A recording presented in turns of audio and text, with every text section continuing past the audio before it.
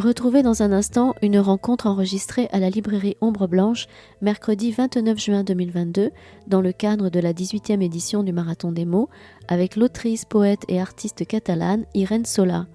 Elle y présentait ce jour-là son ouvrage « Je chante et la montagne danse », publié aux éditions du Seuil, dans lequel elle raconte la vie d'un village des Pyrénées catalanes à travers les yeux de femmes, d'hommes, d'enfants, d'animaux et éléments de la nature. Des drames familiaux aux exécutions sommaires de la guerre civile, autant d'histoires transmises de génération en génération sur une terre d'une profonde beauté propice à l'imagination et à la poésie. Bonne écoute à toutes et à tous.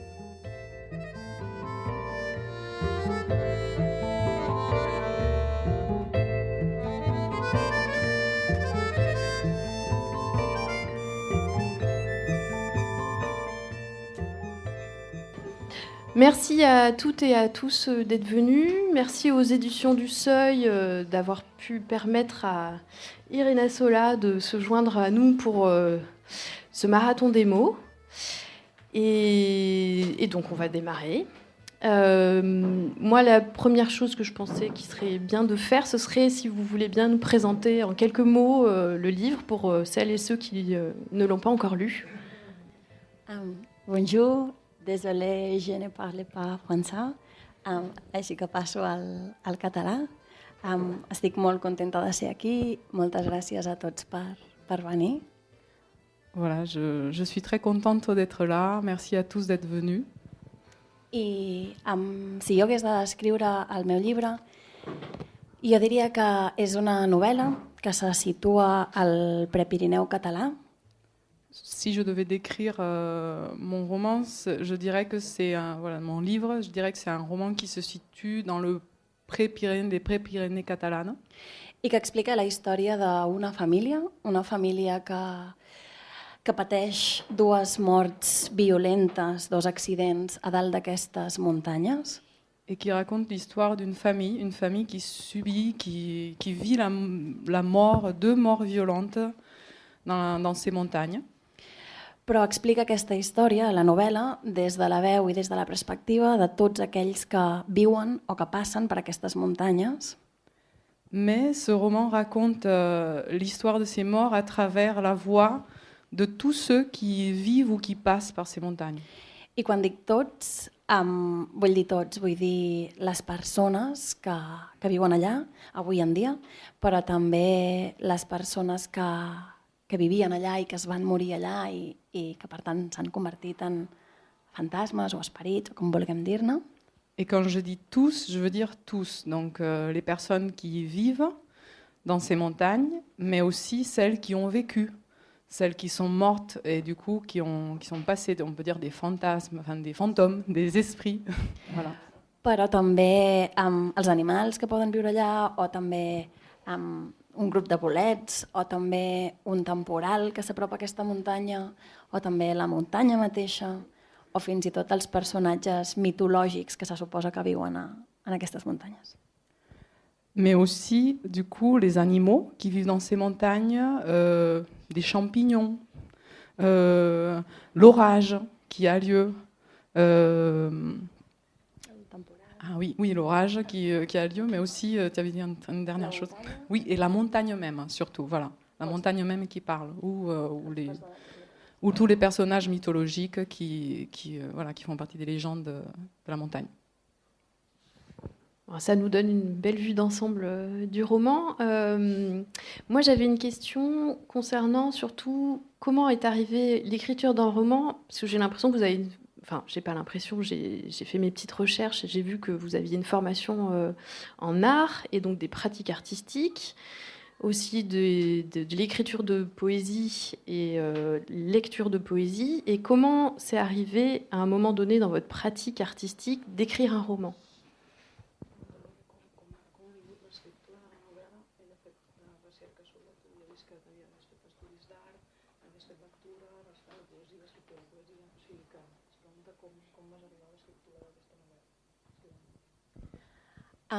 Per mi, l'escriptura sempre ha format part de la meva pràctica artística. Pour moi, l'écriture a toujours fait partie de ma pratique artistique. De fet, jo no separo o no ho entenc separadament com si una cosa fos l'escriptura i una altra cosa fos la meva pràctica d'art.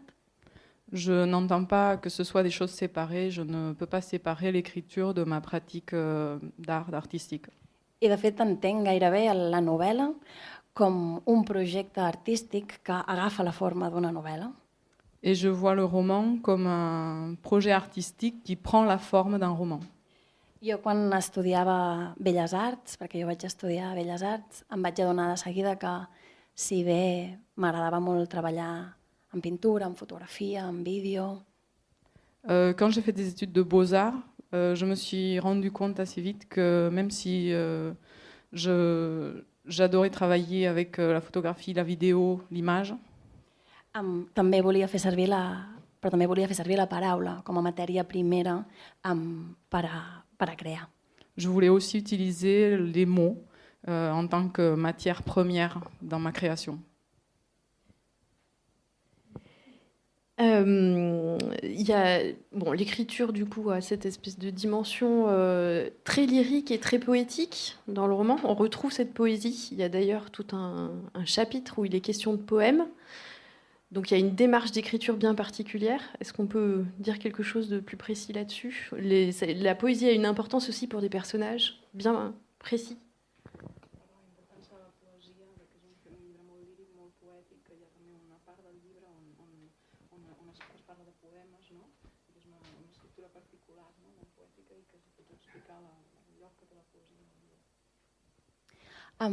Sí, per mi, jo vaig començar també escrivint poesia sol. El primer llibre que jo vaig escriure és un llibre de poemes. En fait, effectivement, j'ai commencé par écrire de la poésie et mon premier livre, c'est un recueil de poèmes. I la poesia, com tu comentaves, és important en el llibre. Aquest és un llibre que jo, mentre escrivia, llegia en veu alta, em llegia en veu alta a mi mateixa. Et effectivement, comme tu disais, la poésie est très importante dans ce livre. Ce livre, c'est un livre, quand je l'écrivais, je me le lisais à voix haute à moi-même. Perquè per mi era important escoltar el so que feia el llibre. Parce que pour moi, c'était important d'entendre, d'écouter le son qu'avait le livre. Aquest és un llibre que té molt present la poesia. També és un llibre que té molt present la narrativa oral, el folklore, els contes, les històries. C'est un livre qui du coup, a bien présent la poésie, mais aussi tout ce qui est la littérature orale, hein, les contes, voilà, les légendes. I precisament per això també era important per mi el so que feia aquest llibre, perquè és un llibre que s'emmiralla en la narrativa oral, en les històries explicades en veu. Et c'est pour ça que pour moi c'était important d'entendre, d'écouter les sons de ce livre, parce que le miroir dans lequel pour moi il se regardait, c'était la narration orale, tout ce qui était expliqué, raconté à voix haute. I llavors, a més, hi ha tot un capítol que està escrit des de la perspectiva d'un personatge que és un poeta. Et en plus, il y a tout un chapitre qui est écrit depuis le point de vue, la perspective d'un personnage qui est poète. I el seu capítol, la seva veu, està escrita tota a partir dels seus poemes i de les seves idees sobre la poesia. Et tout le chapitre, à partir de sa voix, est écrit à partir de ses poèmes et de sa vision de la poésie. C'est une vraie vision du monde en fait. Justement, ce passage-là. Je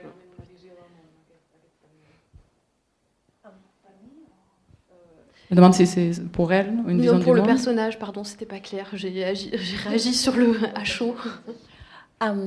Sí, d'alguna manera, en el llibre, que hi ha 18 capítols, cada capítol està escrit des d'una veu diferent. Quelque part dans le livre, donc, il y a 18 chapitres et chaque chapitre est écrit depuis le point de vue, la voix d'un personnage différent. I cada personatge, que com us deia abans, alguns són persones, alguns són animals, etc., però cada personatge, d'alguna manera, intenta explicar-nos la seva manera de viure el món, la seva manera d'entendre el món, la seva manera de relacionar-se amb el món. Et en fait, chaque personnage Comme je disais tout à l'heure, il y a des personnes, des animaux, voilà, la montagne. Mais chacun essaye de nous expliquer sa façon de voir le monde, de le vivre, voilà, de le voir. I aquest personatge, que és un poeta, que a més no us faig cap spoiler si us dic que és un poeta fantasma, és un noi que es va morir però que en aquestes muntanyes segueix doncs, recitant poemes, explica la seva visió del món i la seva visió de la poesia a través d'aquests poemes que ell va recitant.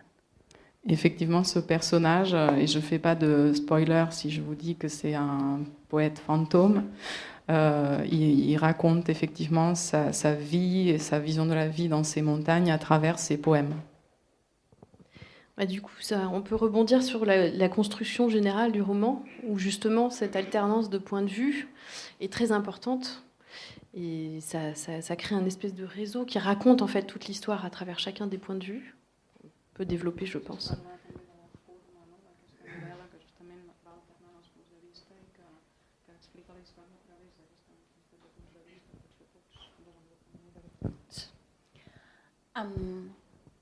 Quan jo vaig començar a pensar en aquesta novel·la i quan vaig començar a escriure-la, m'imaginava a totes les veus, totes les diferents veus de tots els personatges diferents, una mica com si fossin una muntanya de veus.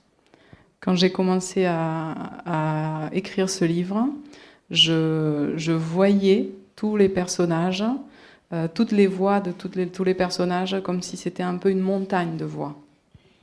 I llavors m'imaginava la història d'aquesta família que us explicava una mica com si fos un riu subterrani que cosia, que lligava totes aquestes veus i que passava per sota d'aquesta muntanya. Et je voyais l'histoire de cette famille dont je vous parlais comme une rivière souterraine qui quelque part, elle a utilisé le verbe coudre, mais voilà, qui reliait comme un tissu, non, comme un réseau, toutes ces voies et qui passaient sous la montagne.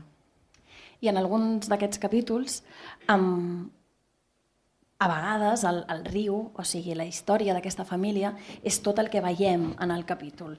Llegim el capítol de la vídua d'un home que ha mort en un d'aquests accidents i en el seu capítol, el riu, la història de la família, és pràcticament tot el que veiem. Et parfois, cette rivière, l'histoire donc de cette famille, c'est tout ce qu'on voit dans un chapitre. Par exemple, l'épisode où c'est la veuve d'un homme qui est mort, qui raconte son histoire, on voit que le fleuve, que l'histoire de la famille. Però hi ha altres capítols en els que pràcticament no veiem el riu, el capítol d'un cabirol, per exemple. No veiem el riu, però si escoltem amb atenció ens adonarem que sí que sentim el so de l'aigua, o sigui, que sí que d'alguna manera hi ha la història de la família que també passa per allà. Et il y a d'autres chapitres où, par exemple, le chapitre du chevreuil, où il y a le chevreuil qui parle, on ne voit pas la rivière, on ne la voit pas. Mais si on fait attention, si on écoute bien, on peut entendre le son de l'eau. I jo vaig decidir, bastant al començament d'escriure el llibre, que cada personatge parlaria només una vegada. O sigui, que cada personatge tindria només un capítol per explicar-nos la seva vida i la seva manera d'entendre el món. Et en début de mon processus d'écriture, j'ai décidé que chaque personnage n'apparaîtrait qu'une fois. Donc il n'aurait qu'un chapitre pour expliquer sa vie et sa façon de voir le monde. Per tant, quan jo construïa la història, havia de ser molt curosa a l'hora de decidir, a l'hora de col·locar cada veu a cada lloc, per tal de que cada personatge ens expliqués una part d'aquesta història general i nosaltres poguéssim anar, no, com a lector, es pogués anar seguint la història d'aquests personatges a l'hora que llegíem la història d'aquesta família, a l'hora que llegíem la història individual de cada personatge. Donc en fait, pendant que j'écrivais, il a fallu que je prenne bien soin de bien choisir la place de chaque personnage pour que le lecteur, quand il lisait, il puisse suivre l'histoire de cette famille, de cet endroit, à travers toutes ces voix de chaque personnage. J'ai bien réfléchi à la place de chacun.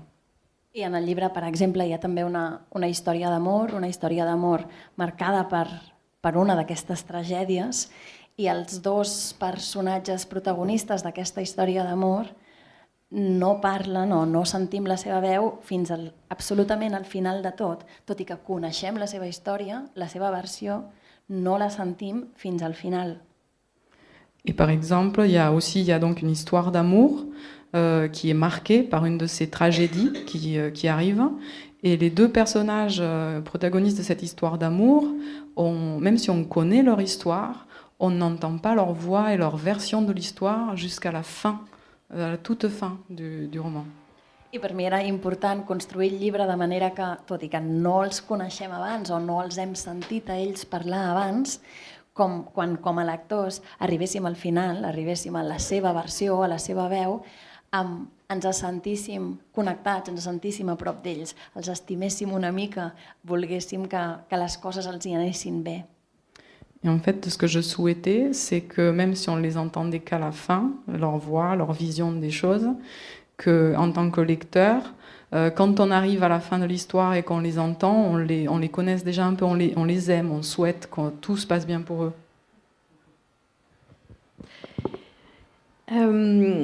Au niveau de l'écriture du roman aussi, ce que je pense qui peut être intéressant de développer, c'est au niveau des sources d'inspiration. Parce qu'il y a une petite note, entre autres, à la fin du roman, qu'on peut trouver dans le livre, qui fait référence à des auteurs qui n'ont pas forcément été traduits en français. Et il y a d'autres choses aussi.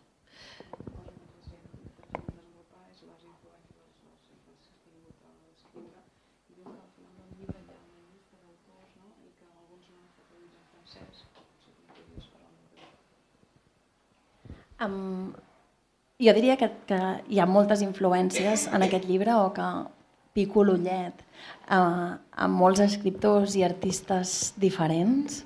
Je dirais qu'il y a beaucoup d'influences dans ce livre et que je fais des clins d'œil à beaucoup d'écrivains ou d'artistes différents.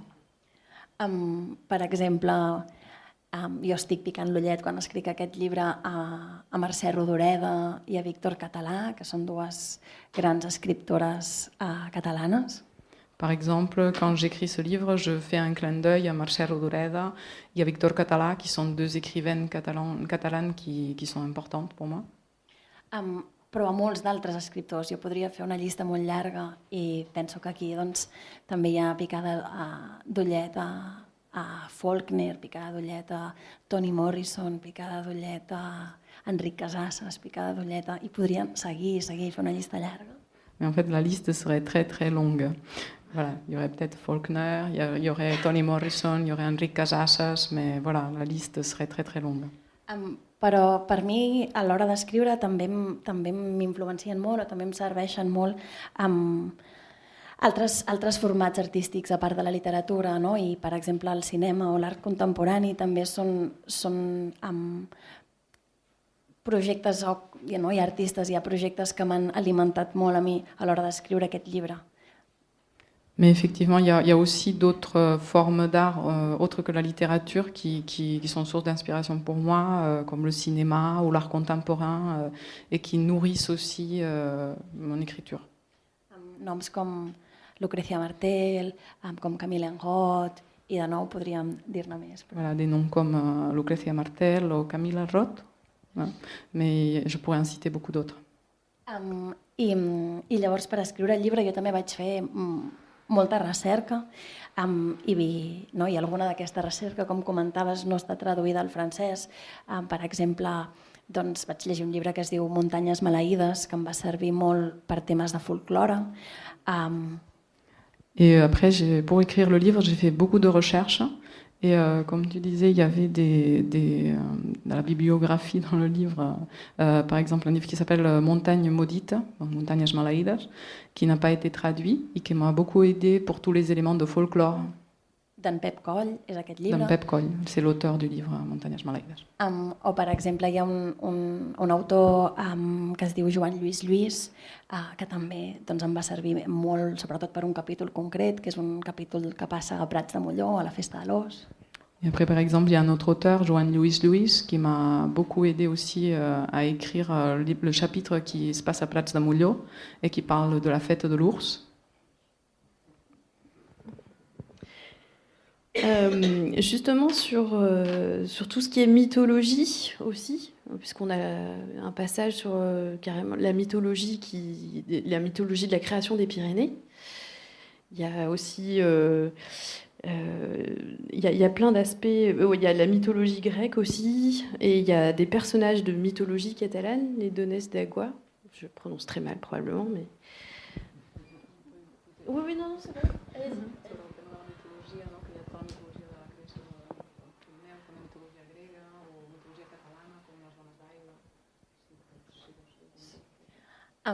A mi m'interessen molt les històries en general, m'interessa molt explicar històries, però m'interessa i m'agrada molt, molt, molt que m'expliquin històries a mi. Donc moi, je m'intéresse beaucoup aux histoires, j'adore raconter des histoires, mais j'aime aussi en écouter. I llavors m'interessa molt tot el que és la narrativa oral, tot el que són el folklore, les llegendes, els contes, les cançons. Et tout ce qui est littérature orale m'intéresse beaucoup. Les contes, les chansons, les légendes, tout ça, ça m'intéresse beaucoup. Per una banda m'interessa purament per aquest plaer de que t'expliquin històries. D'un côté, ça m'intéresse juste pour le plaisir qu'on se raconte des histoires. Però per altra banda m'interessa molt també perquè penso que el folklore i la narrativa oral i les cançons, etc., conserven com un cert ADN. Mais ça m'intéresse aussi parce que je considère que le folklore, les chansons, les contes, ça conserve quelque part une espèce d'ADN. ADN de la manera com les persones com a grup ens hem mirat el món i hem imaginat el món i hem intentat explicar i explicar-nos el món des de fa molts anys. Quand je dis ADN, je veux dire voilà, la façon dont un groupe de personnes, une communauté a expliqué et a vu le monde depuis très longtemps.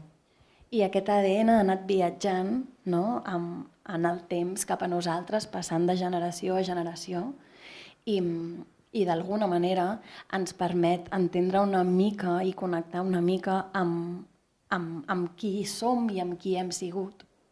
Et cet ADN, quelque part, il aurait voyagé d'une génération à l'autre à travers le temps, et c'est ce qui nous permettrait de comprendre aujourd'hui qui nous sommes, qui nous avons été.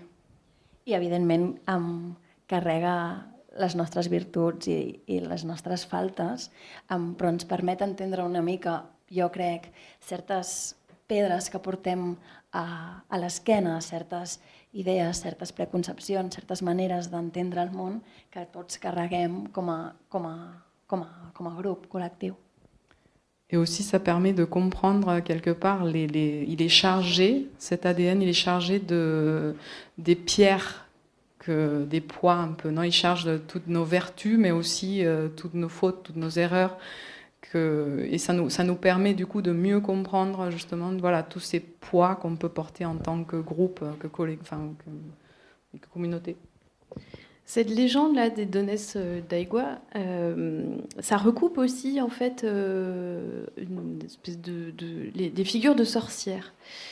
Si j'ai bien lu aussi au niveau des sources, à la fin du roman, justement, une des sources que vous avez utilisées, c'est des procès de sorcellerie. Donc là, on recoupe l'histoire avec un grand H.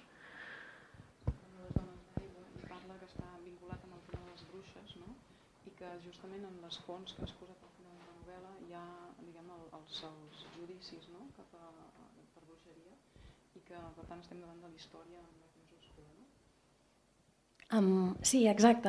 M'interessa molt el folklore per tot aquest passat que carrega, però també m'interessa molt la història i la manera com se'ns ha explicat la història i la pregunta de qui ha escrit la història, també pel mateix, per entendre el present mirant el passat.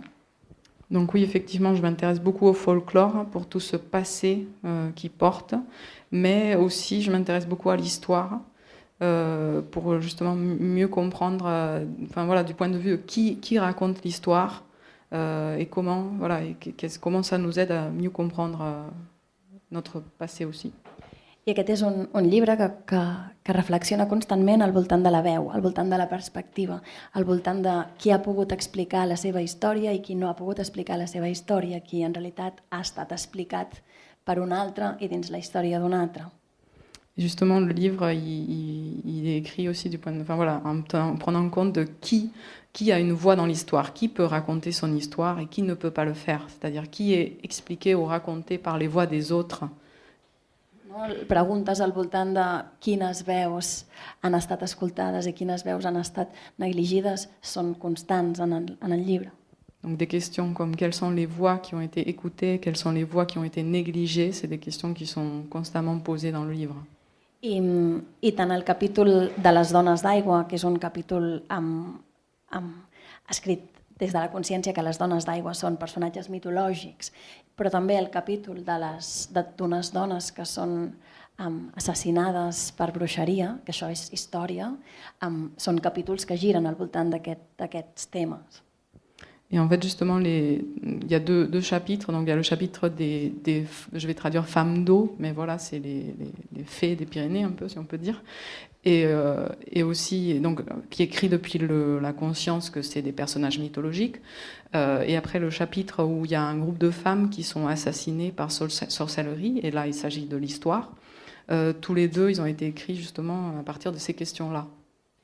I per mi era molt interessant quan jo estava fent recerca per escriure el capítol sobre aquestes dones condemnades, torturades i assassinades per bruixeria, adonar-me que jo estava llegint i fent servir molt de material real, o sigui, jo em llegia els judicis reals per bruixeria que se'ls havia fet a aquestes dones. Et justement, pendant que je l'écrivais, c'était très important pour moi de prendre conscience que j'ai fait beaucoup de recherches pour l'écrire, donc le chapitre sur ces femmes qui ont été condamnées, torturées et assassinées pour sorcellerie, de prendre conscience que le matériel que j'utilisais pour l'écrire, c'était des vrais documents historiques sur leur procès et sur les accusations qui avaient été posées contre elles. I aquests documents que jo estava fent servir estaven escrits a mà pels mateixos senyors que havien agafat aquestes dones, que havien torturat aquestes dones i que després les havien assassinat.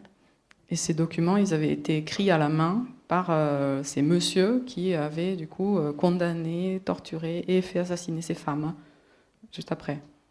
Per tant, tot el que sabem d'aquests processos, tot el que sabem d'aquestes dones està escrit a puño i letra, no? Està escrit a mà per aquests senyors i per tant carrega les idees, les preconcepcions, les maneres de veure el món d'aquests senyors. Et du coup, voilà, c'est important de se rendre compte que tout ce qu'on sait de ces femmes et de ce qui leur est arrivé, ça a été écrit à leurs propres mains par ces hommes. Et du coup, chargé de toute, de leur vision, de leurs idées préconçues, de comment ils voyaient eux le monde.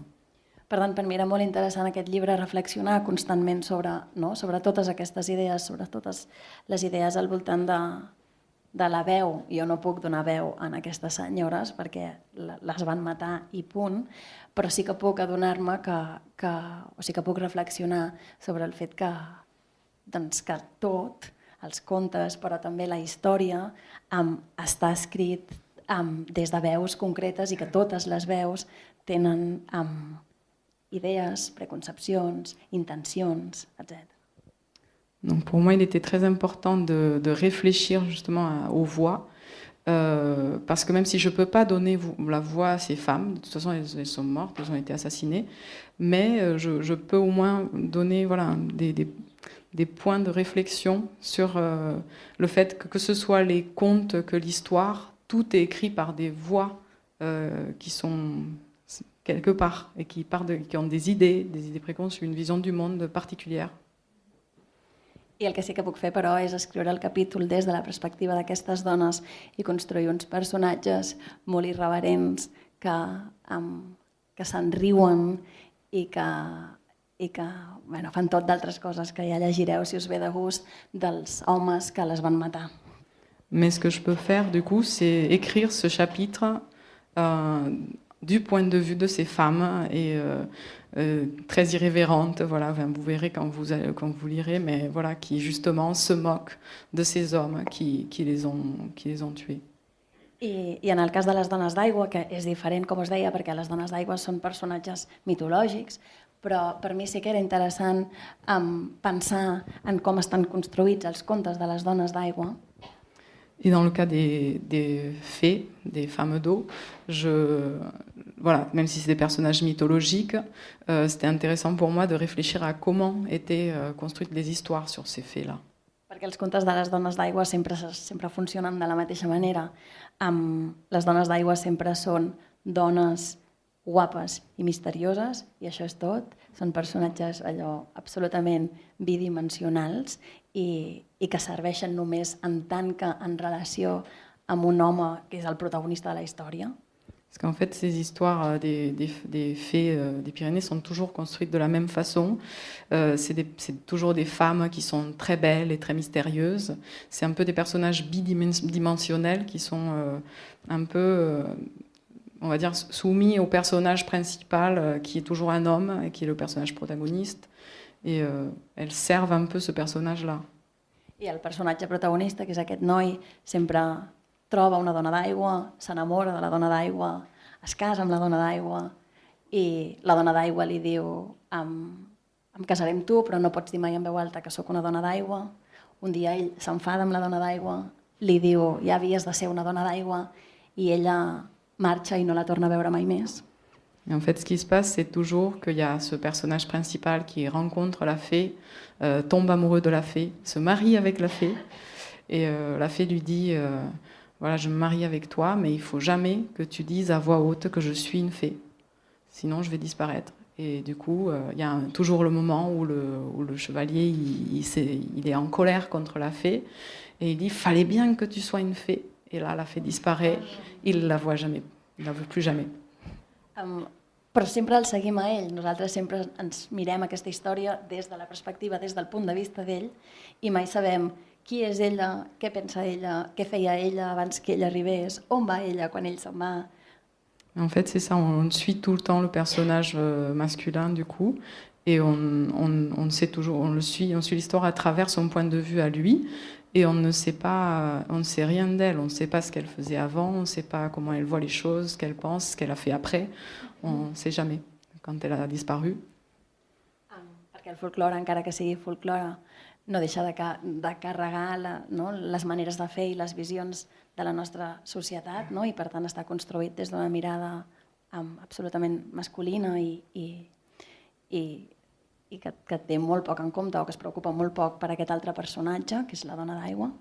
Parce qu'en fait, voilà, le folklore, il charge la vision de la société, qui est souvent très masculine et qui ne prend pas trop en compte le point de vue, dans ce cas, de la fée.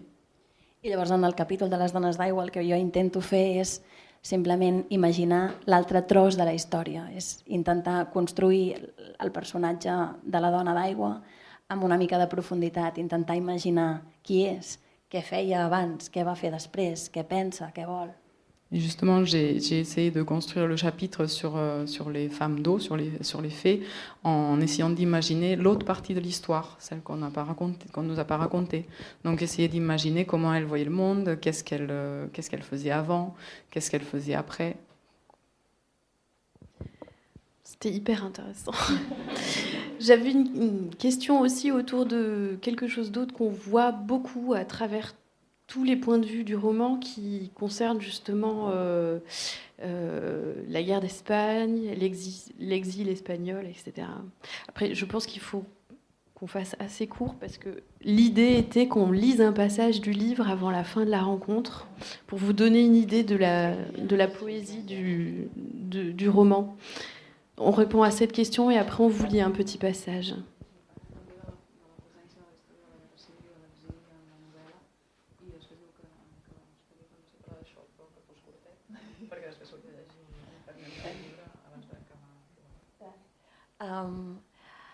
Sí, jo quan escrivia aquest llibre una altra cosa que intentava imaginar-me era totes les coses que havien passat en aquest tros de món que jo vaig triar, que és el Prepirineu.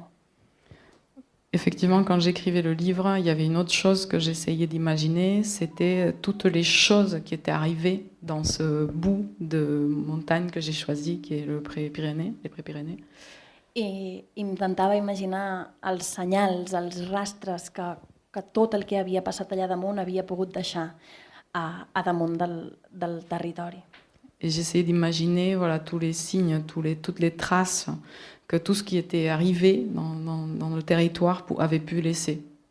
I en el cas de la Guerra Civil Espanyola, el rastre, la marca, és molt clara, perquè tota la retirada republicana, tota la gent que va haver de fugir de l'Espanya de Franco després de la guerra, va haver d'anar abandonant i deixant enrere les seves possessions i tot el que carregava. Els soldats van haver de llançar les armes perquè a la frontera amb França se'ls hi prenien, i llavors tot això encara avui en dia està en aquestes muntanyes, i si et passeges per la muntanya pots trobar una cantimplora, una granada, una bala. Et effectivement, dans le cas de la guerre civile, les traces, elles sont très visibles quelque part. Parce que tous les gens qui ont dû traverser la frontière ou qui sont passés par là, ils chargeaient, ils ont dû abandonner beaucoup de choses dans leur passage, que ce soit leurs affaires ou les soldats. Des fois, ils devaient abandonner leurs armes parce qu'en rentrant en France, on leur prenait leurs armes. Donc quand on se promène, c'est très facile de tomber sur une gourde, sur une balle, sur des traces que ces passages-là ont laissées. I el llibre pensa molt, no?, en totes aquestes capes d'històries col·lectives però també individuals que es van quedant a damunt dels territoris, i la capa de la Guerra Civil per mi era una capa important, i de fet és una de les capes que fa que jo triï explicar aquesta història en el Prepirineu, entremig de Camprodon i de Prats de Molló, i no en un altre lloc. Et en fait, voilà, le livre, il prend bien en compte toutes ces couches de l'histoire collective et aussi des histoires individuelles que ce qui reste dans le territoire. Et la couche, on va dire, de la guerre civile, c'est une couche très importante parce que c'est un peu celle qui a déterminé le fait que j'ai choisi ce coin-là de montagne, donc entre Camprodon et Prats de Molló, et pas un autre. Super. On lit un petit passage, comme on avait convenu. Merci.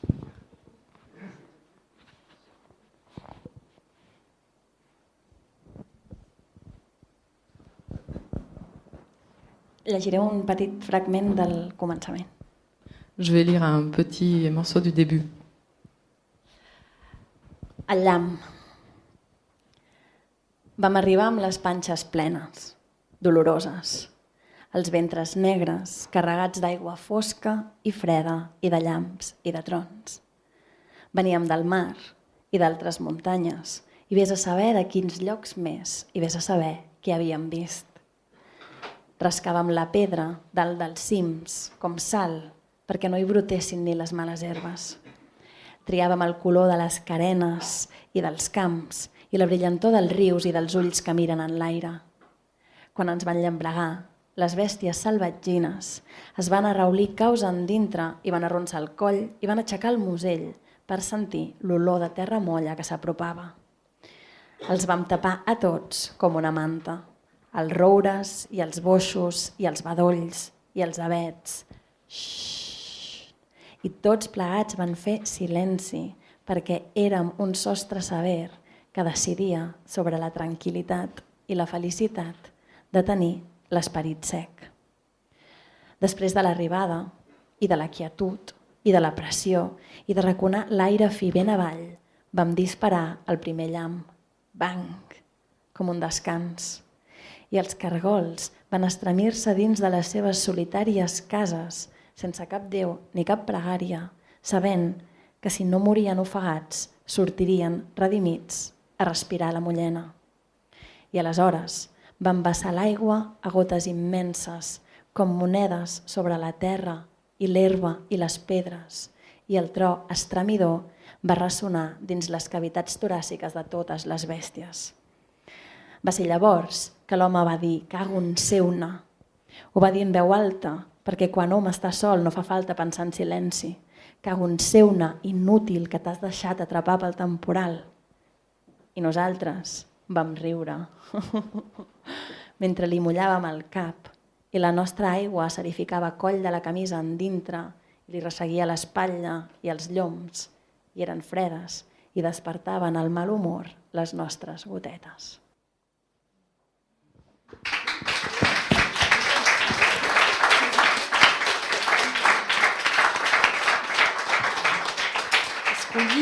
Est-ce qu'on le lit en français? Vous voulez le lire ou je le lis? Allez-y, parce que je sens que je vais bafouiller. C'est bon, ça ira? L'éclair. Nous sommes arrivés avec nos panses gonflées, douloureuses, nos ventres noirs, chargés d'eau sombre et froide, et d'éclairs et de coups de tonnerre. Nous venions de la mer et d'autres montagnes, et allaient savoir de quels autres endroits, et allaient savoir ce que nous avions vu. Nous passions en raclant la pierre des sommets comme du sel, pour que rien n'y pousse, pas même les mauvaises herbes. Nous choisissions la couleur des crêtes et des champs, et le scintillement des cours d'eau et des yeux qui regardent en l'air. Quand elles nous ont aperçus, les bêtes sauvages se sont tapies dans leur tanière et ont tendu le cou et levé le museau pour sentir l'odeur de terre mouillée qui s'approchait. Nous les avons tous enveloppés comme une couverture. Les chênes, les buis, les bouleaux et les sapins. Chut. Et tous y se sont tus, parce que nous étions un toit sévère qui décidait de la tranquillité et du bonheur de garder l'esprit au sec. Après l'arrivée et le calme et la pression et l'air repoussé au fond des vallées, nous avons lâché le premier éclair. Bang! Comme un soulagement. Et les escargots torsadés ont frissonné dans leur demeure solitaire, sans Dieu et sans prière, sachant que s'ils ne mouraient pas noyés, ils sortiraient respirer la mouillure rédemptrice. Et alors, nous avons versé l'eau en énormes gouttes, comme des pièces de monnaie sur la terre et l'herbe et les pierres. Et le tonnerre fracassant a résonné dans les cages thoraciques de toutes les bêtes. C'est à cet instant que l'homme a dit « Cagonseuna ».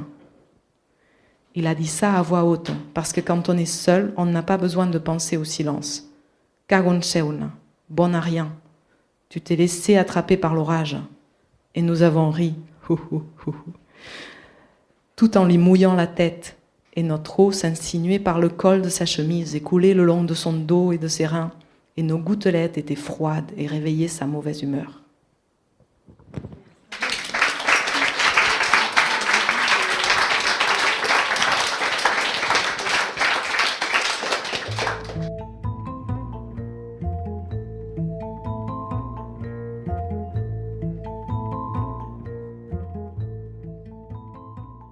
Vous venez d'écouter Irène Sola à la librairie Ombre Blanche à Toulouse à l'occasion du festival Le Marathon des mots autour de la parution de son livre intitulé Je chante et la montagne danse, édition du Seuil, enregistré le 29 juin 2022. Réalisation et mise en onde de la rencontre Radio Radio.